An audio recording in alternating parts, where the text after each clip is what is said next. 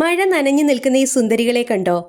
മഴയത്തും വെയിലത്തും നമ്മുടെ പൂന്തോട്ടങ്ങൾ പൂക്കൾ കൊണ്ട് നിറയ്ക്കുന്ന ഈ നക്ഷത്ര പൂക്കളാണ് പെൻഡാസ്.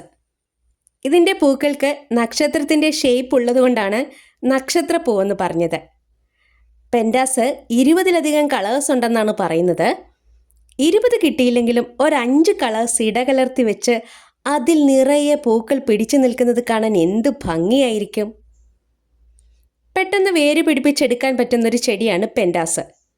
മൂത്ത കമ്പാണെങ്കിലും മണ്ടഭാഗമാണെങ്കിലും പെട്ടെന്ന് വേര് പിടിച്ചു കിട്ടും. പൂക്കൾ 2 ആഴ്ചയോളം വാടാതെ നിൽക്കും. പൂക്കൾ കൊഴിഞ്ഞു കഴിഞ്ഞാൽ മണ്ടഭാഗം നുള്ളിക്കളയണം. അപ്പോഴ് നിറയെ തളിർപ്പുകൾ വന്ന് അതിലൊക്കെ പൂക്കളുണ്ടാവും. വെള്ളം ആവശ്യമുള്ള ഒരു ചെടിയാണിത്. പക്ഷേ വെള്ളം കെട്ടി നിന്നാൽ ഇത് ചീഞ്ഞു പോകാൻ സാധ്യതയുണ്ട്. നാടൻ പെൻഡാസും അതുപോലെ തന്നെ ഹൈബ്രിഡ് ഇനങ്ങളും ഒക്കെ ഉണ്ട്.